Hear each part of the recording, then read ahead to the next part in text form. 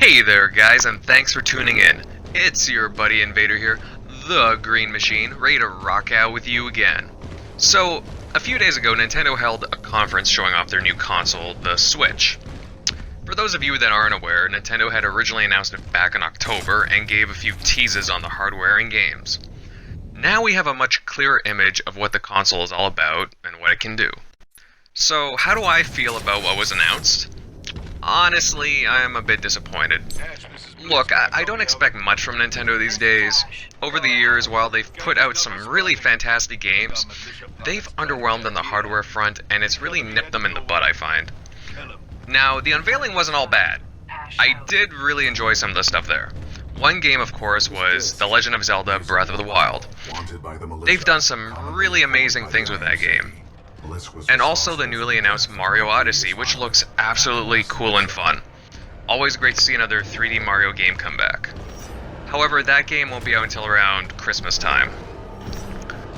They also announced a few other games, including a revamped port of Mario Kart 8 coming out in April, which, honestly, I don't mind ports. They just shouldn't be the biggest selling point for your console. Also, a sequel to the popular Splatoon was announced. That's fine with me, no problem. That was a pretty cool game too. The actual console itself has some pretty interesting points. You can play it on your TV, of course, or detach a small screen from the console docking port and take that game experience with you on the go. That's a really cool hybrid idea, though it does suffer at the cost of power and battery life. Now, for some of the more offsetting points.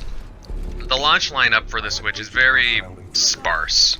There's a small selection of games, and aside from the new Zelda title, the games are quite underwhelming. Games such as ARMS and 1-2 Switch. Yes, I said that right. A game called 1-2 Switch. Games that rely on motion controls. And while, hey, I'm a fan of, a few motion control games, just these ones in particular seem like a rehash of what was on the Wii or the Wii U. Or they don't really seem interesting in my opinion either. And you know what, I gotta be frank about this, the price for the console sucks. It operates on hardware that doesn't even match the launch Xbox One and PlayStation 4, and the price is $299 American.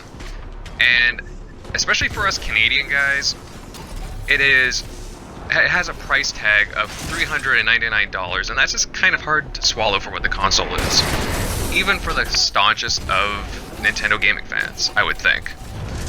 The storage is also problematic, as it only comes in with a base of up to 32 gigabytes, if I'm not mistaken, which is sad considering the Xbox 360 and PlayStation 3 storage sizes blow it out of the water.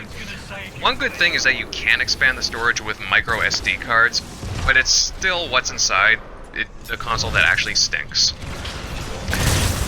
Also, there's the issue of raw power. It's been said that it can produce 1080p visuals, but that's when docked.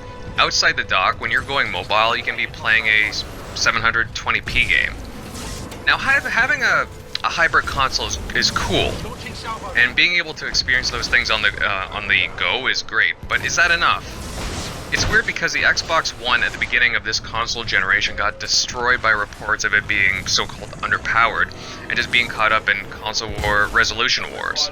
And now a few years later, Nintendo announces a console that may be struggling to hit those specs or even below that. Also, there was news of a newly designed online service for the Switch. One that would be free at first, but then eventually develop into a paid subscription service, which, that's a trend in the industry, and I get that.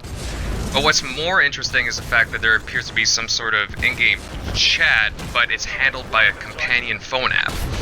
This is very unusual, especially considering there's no headphone jack of any kind or microphone for the Switch. It's just kind of a weird route to take if you ask me.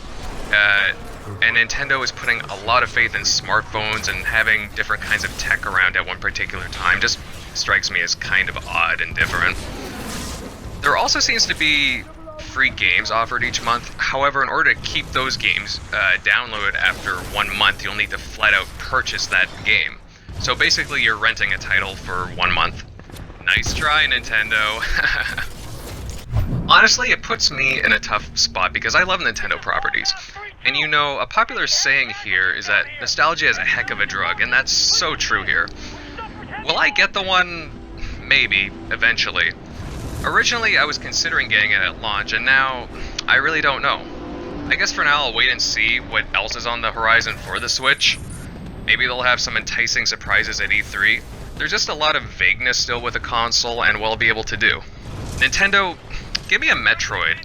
Maybe a slightly more mature new property, or heck, another Luigi's Mansion. Show me that you're really invested in this system because I need some sort of software confidence from you. So what do you guys think of the Switch? Will you be getting one? Or will you be holding off? Sound off in the comment section down below. Anyways guys, as always, thanks for listening. Hit that like button, comment, share, and definitely subscribe. Invader, out.